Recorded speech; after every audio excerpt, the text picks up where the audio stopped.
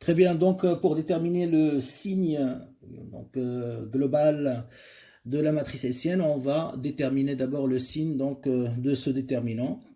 Et pour cela, bien sûr, donc on va utiliser la méthode des cofacteurs en choisissant de développer par rapport à la troisième ligne, parce que la troisième ligne, comme vous savez, ça contient un zéro. Donc on va choisir cette troisième ligne comme base de calcul. Donc on va écrire développant,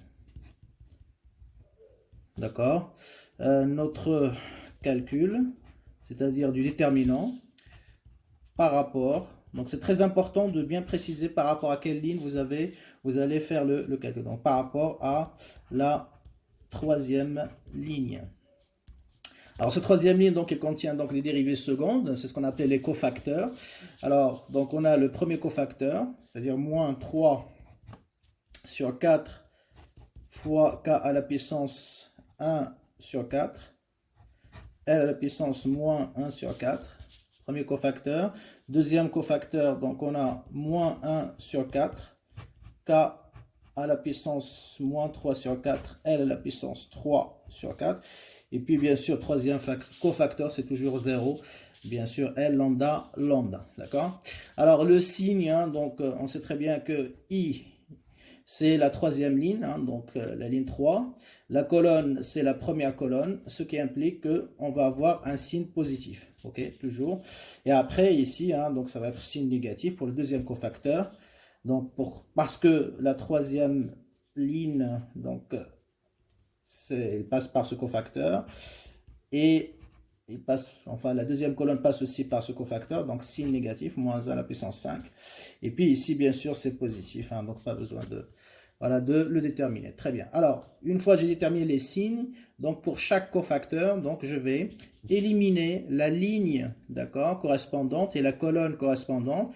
Et comme ça, je vais calculer le déterminant de la sous-matrice qui reste. Pourquoi? Parce que comme on a éliminé une ligne et une colonne, donc il va me rester une sous-matrice avec deux lignes, deux colonnes, bien évidemment, dont on connaît la méthode de calcul. Ok? Très bien. Donc, pour le premier cofacteur, donc là, on va éliminer la troisième ligne, d'accord, la première colonne, voilà, pour ce premier cofacteur, d'accord, je parle de celui-là, ok. Alors, donc si je reviens un petit peu à ma matrice, donc j'élimine la troisième, bon, c'est vrai qu'on n'arrive pas à voir, parce que comme j'élargis sur l'ensemble de la feuille, c'est un peu compliqué. Donc, vous voyez, la troisième, elle est là, voilà, je vais éliminer ça. J'élimine la première colonne, c'est ça. Donc, il va me rester, c'est cette sous-matrice. Moins 3 sur 16, etc. Moins 3 sur 4, 3 sur 16, etc. Donc, le mieux, c'est de l'écrire. Ok. Donc, éliminer la troisième ligne, donc première colonne. Donc, ça va nous donner le déterminant suivant. Donc, moins 3 sur 16 lambda. Voilà, j'espère que c'est visible. Donc lambda k à la puissance moins 3 sur 4, L à la puissance moins 1 sur 4. Ensuite, vous avez moins 3 sur 4, facteur de k à la puissance 1 quart, L à la puissance moins 1 sur 4. Ok. Après, deuxième ligne, donc vous avez 3 sur 16 lambda. Ok. K à la puissance moins 7 sur 4, L à la puissance 3 sur 4, et après vous avez moins 1 sur 4 fois k à la puissance moins 3 sur 4, L à la puissance 3 sur 4. Donc voilà la sous-matrice de lignes, de colonnes que j'obtiens lorsque j'élimine la troisième ligne et première colonne qui est bien sûr associée au premier cofacteur, moins 3 sur 4, etc. Okay. Donc là, pareil, on va multiplier les diagonales et faire la soustraction comme d'habitude. Okay. Alors, je vais appeler ça grand A, d'accord? Donc, c'est la première partie du déterminant de la matrice hessienne. Comme ça, donc, ce sera plus facile pour l'écriture aussi. Donc, grand A est égal à quoi? Bah pareil, donc on va multiplier donc la diagonale. Donc là, on multiplie les chiffres par les chiffres, lambda par lambda s'il existe, k par k et L par L, comme ça permet d'avoir une simplification donc plus rapide. Ok. Alors donc j'écris moins 3 sur 16 directement, comme ça sera plus facile.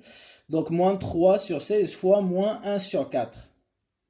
Donc ça fait moins avec moins, ça fait plus. 3 sur 16 sur fois 4, ça fait 3 sur 64. Donc, je mets directement 3 sur 64. En plus, j'ai lambda, donc il y a ici 1, donc je vais garder lambda, ok. Après, je vais multiplier k par k, donc ça fait k à la puissance moins 3 sur 4 fois k à la puissance moins 3 sur 4. Ça fait moins 3 sur 4 plus moins 3 sur 4, ça fait moins 6 sur 4, d'accord. Moins 6 sur 4. On va simplifier ça après aussi. Et après, je multiplie L par L. Ça fait moins 1 plus 3, ça fait 2 sur 4. N'est-ce pas? Très bien. Moins, donc, deuxième diagonale, pareil. Je multiplie les chiffres par les chiffres. Moins 3 sur 4 fois 3 sur 16, donc ça nous fait moins. D'accord? J'ai déjà moins, ok. Avec moins, ça fait plus. Hein, parce que là, normalement, je devrais avoir négatif, mais comme j'ai moins le résultat de cette diagonale, ça fait plus. Moins avec moins plus, ça fait 9 sur 64, n'est-ce pas? Lambda, ok. K à la puissance 1 sur 4 fois K à la puissance moins 7 sur 4, ça fait 1 moins 7, ça fait moins 6 sur 4. Donc K à la puissance moins 6 sur 4. Et L, on aura moins 1 plus 3. Ça fait 2 sur 4. Voilà. Alors, donc je remarque que j'ai K à la puissance moins 6 sur 4, L à la puissance 2 sur 4 dans les deux parties hein, donc de cette expression. Donc je peux mettre ça en facteur avec lambda bien évidemment. Ok. Et donc on peut simplifier hein, donc cette expression. Alors donc ça nous donne, si vous voulez,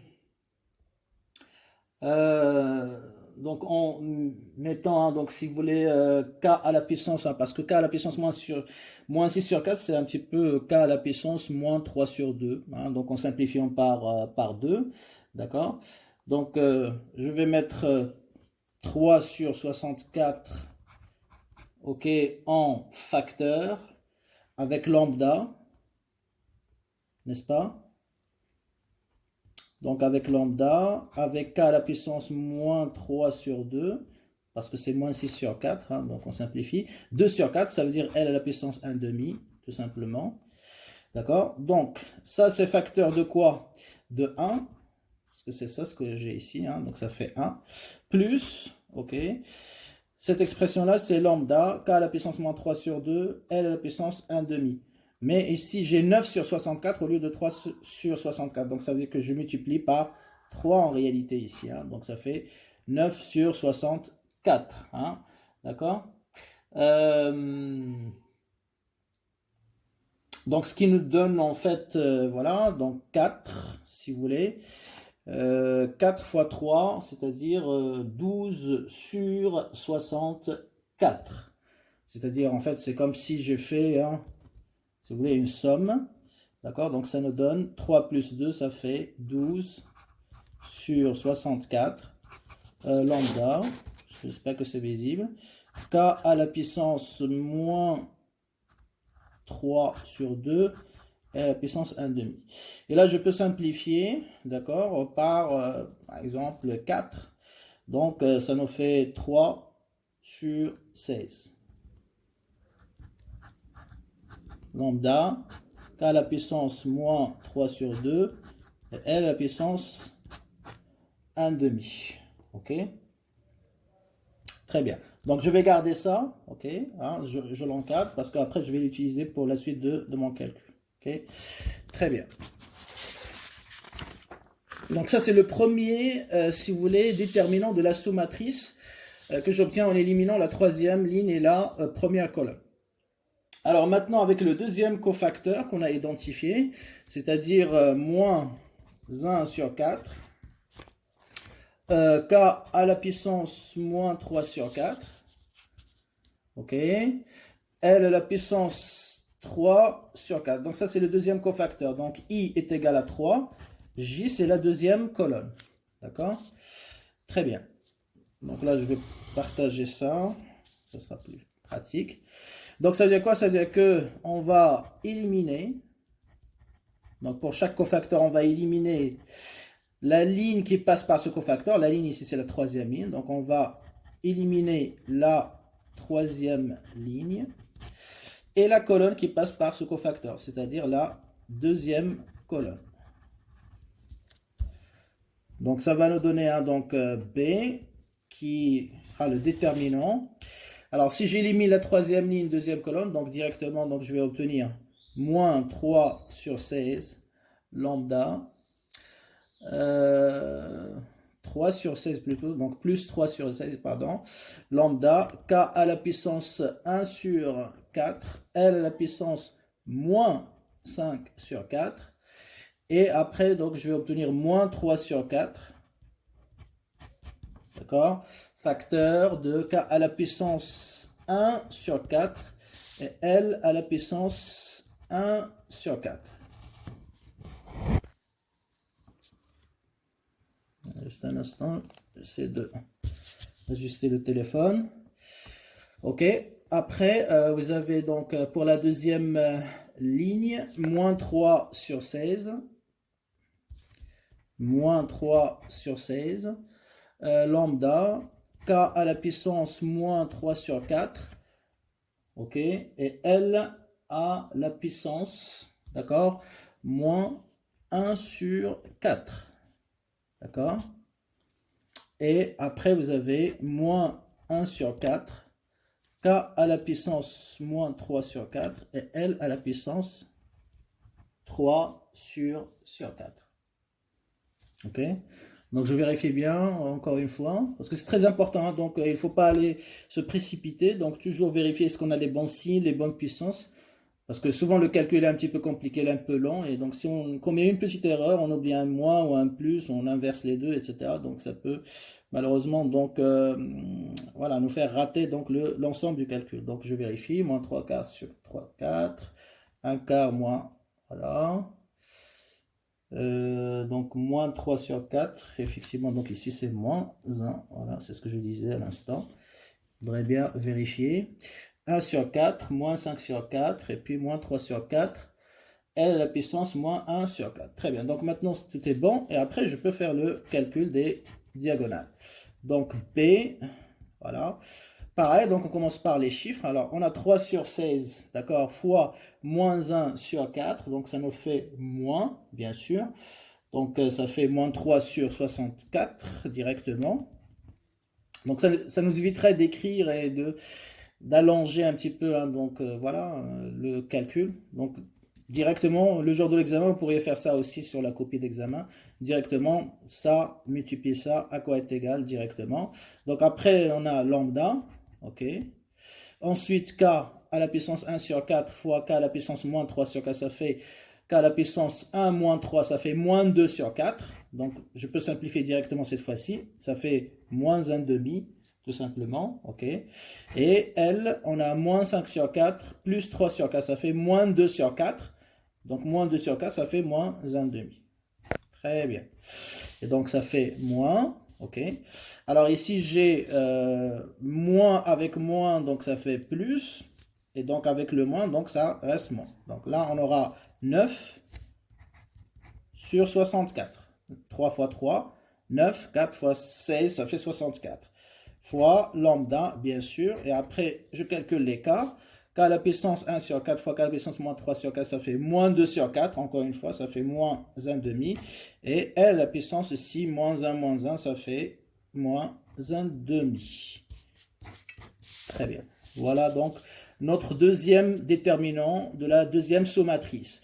Alors là, pareil, hein, vous voyez, hein, donc on a lambda, K à la puissance moins 1 demi, L à la puissance moins 1 demi. Donc ça fait moins 3 plus 9, ça fait 6 sur 64 lambda, k à la puissance moins 1 demi, L à la puissance moins 1 demi. Je peux simplifier par 2, d'accord, donc ça fait 3 sur 32, tout simplement, hein, donc si vous voulez. Lambda, k à la puissance moins 1 demi, L à la puissance moins 1 demi, d'accord? Très bien. Alors, une fois on a déterminé ça, donc bien sûr, je peux faire la somme après des deux déterminants des deux sommatrices pour avoir donc MH, le déterminant donc global. D'accord? Très bien.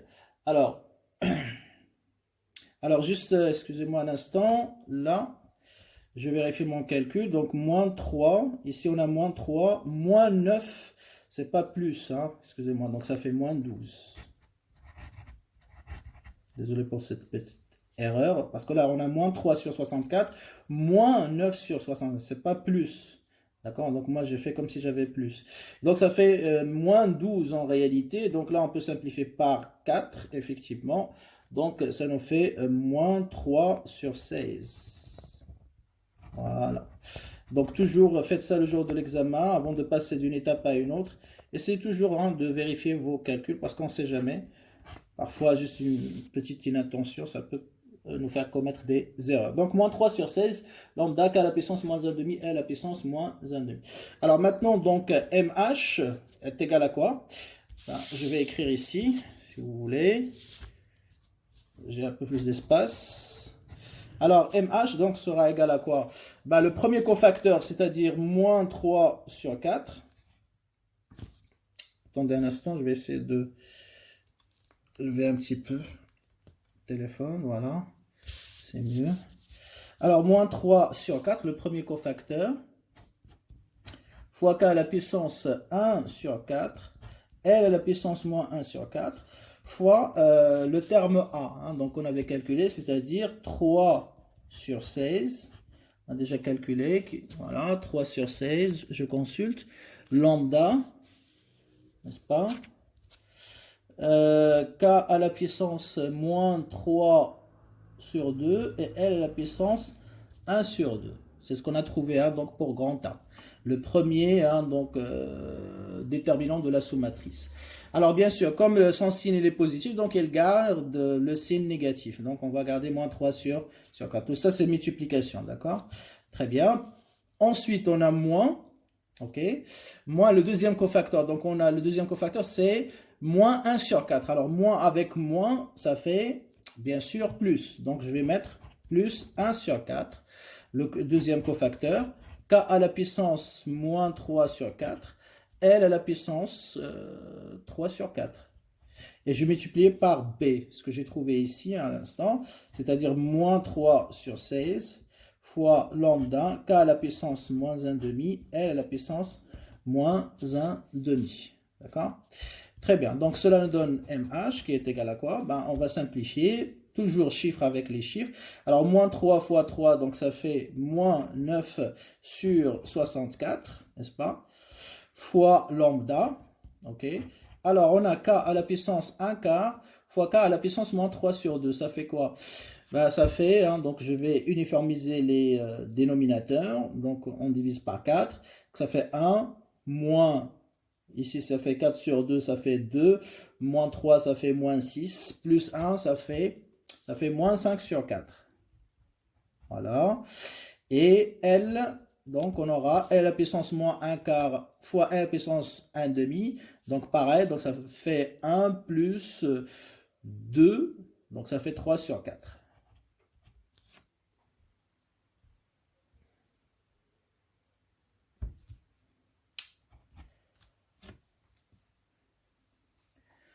Ok? Très bien, donc on a dit moins 3 sur 4 fois 3 sur 16. Ok?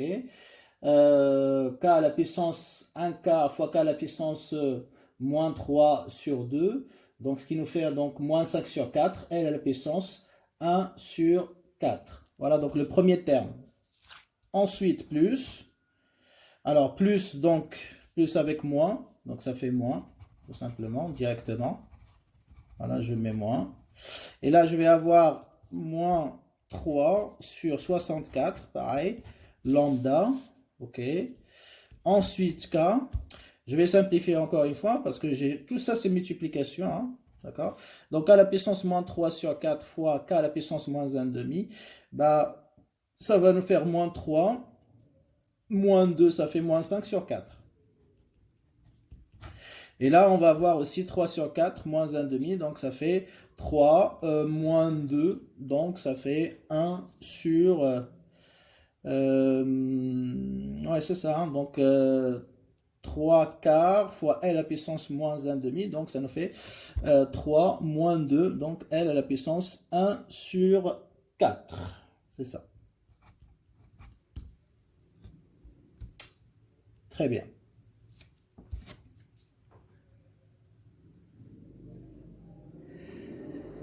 Alors, donc, déterminant, donc, je vérifie mon calcul, encore une fois, on ne sait jamais.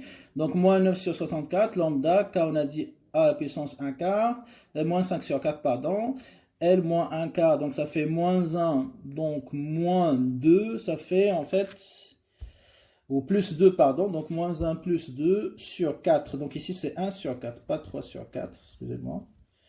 Voilà, et donc là, on aura 1 sur 4 aussi, moins 5 sur 4.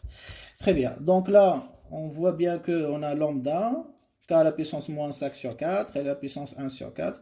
Donc là, on peut faire la somme des deux chiffres, moins 9, effectivement, moins 3 sur 64. Donc ça nous fait moins 12. Donc MH est égal à moins 9, moins 3, ça fait moins 12 sur 64. Lambda, k à la puissance moins 5 sur 4, pardon, et L à la puissance 1 sur 4. Pourquoi j'ai fait la somme? Parce que justement, on a les mêmes termes ici, donc on peut mettre ça en facteur, ok? Et donc, en faisant la somme, moins 9, moins 3 sur 64, ça fait moins 12 sur 64. Et là, effectivement, donc j'obtiens mon déterminant final, d'accord? Donc, ce qui m'intéresse, c'est pas sa valeur, mais c'est son signe. Donc, ça, c'est positif, ça, c'est positif, ça, c'est toujours positif, ça, c'est négatif. Donc, ça veut dire quoi? Ça veut dire que tout le déterminant, elle est négatif, ce qui implique, par la relation inverse, avec le signe de la matrice hessienne, que celle-ci, elle est positive. Et s'il est positif, c'est comme si on a toutes les dérivées secondes qui sont positives, donc on a un minimum. Ça veut dire que les conditions de second ordre sont vérifiées. Et donc, la combinaison optimale qu'on a trouvée, c'est-à-dire... attendez un instant, je ne me rappelle plus du chiffre, donc je cherche dans mes feuilles.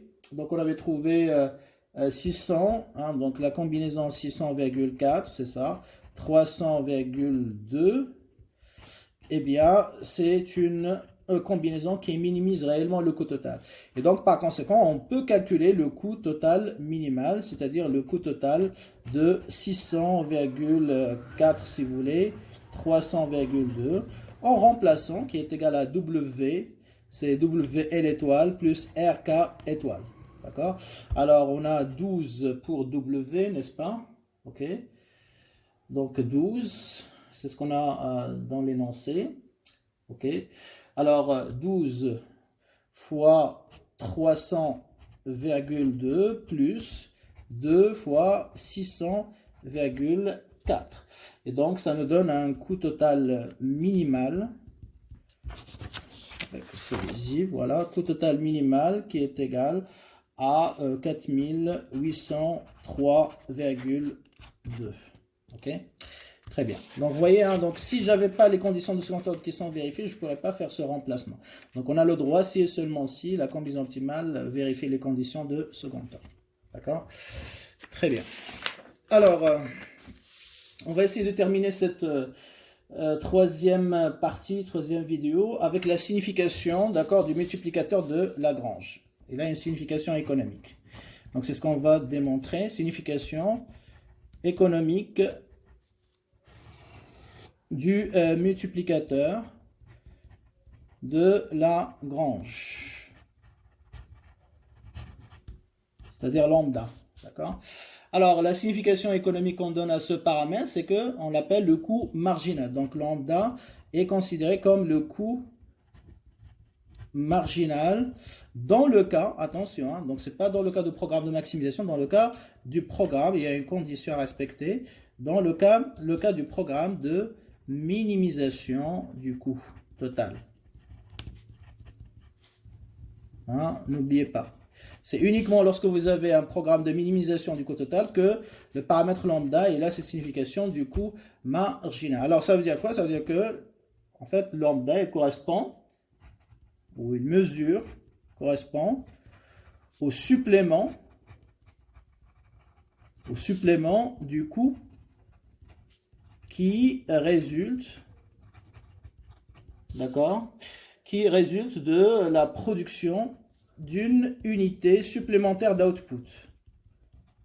Une unité supplémentaire d'output. Ça veut dire quoi? Ça veut dire que quand je vais produire une chemise supplémentaire, un pantalon supplémentaire, une montre supplémentaire, une voiture supplémentaire, eh bien, le coût total va augmenter d'une certaine quantité, d'une certaine valeur. Donc, cette valeur, c'est ce qu'on appelle le coût marginal. Et il est représenté par lambda dans le cas de programme de minimisation. Donc, c'est le coût supplémentaire qui est entraîné par la production d'une unité d'output supplémentaire.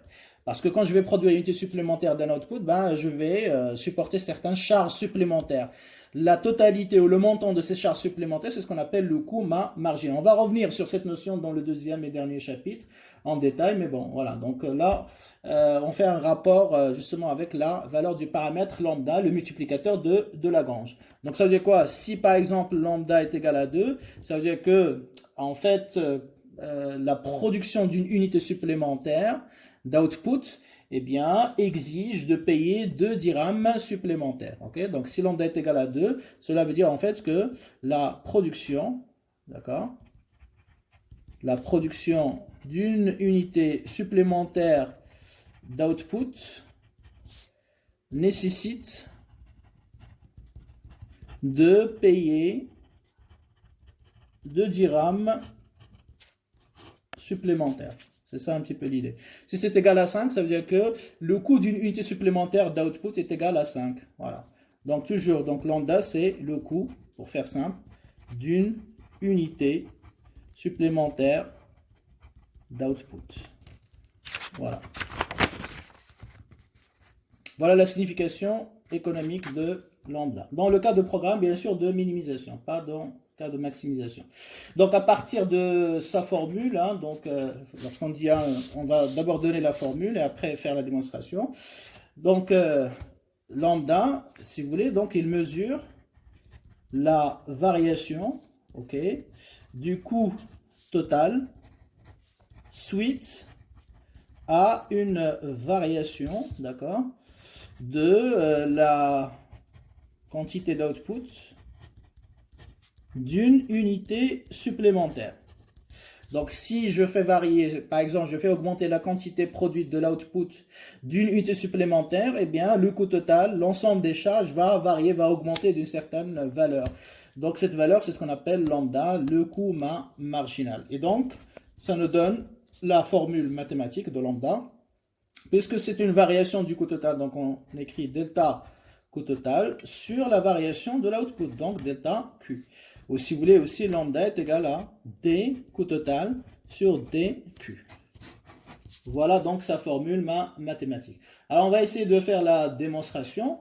Donc lambda, donc c'est le coût marginal. C'est la variation du coût total sur la variation de l'output. Donc démonstration. Alors pour la démonstration, eh bien on sait que le coût total, donc on a le coût total qui est égal à WL plus RK. On sait que W et R sont constants. Donc les seules variables, c'est L bien sûr et K. Donc on écrit que le coût total dépend de L et de K qui est égal à W plus RK. Si je voudrais écrire sa différentielle totale, donc D coût total, donc LK, on l'a fait avec l'utilité, avec l'output, etc.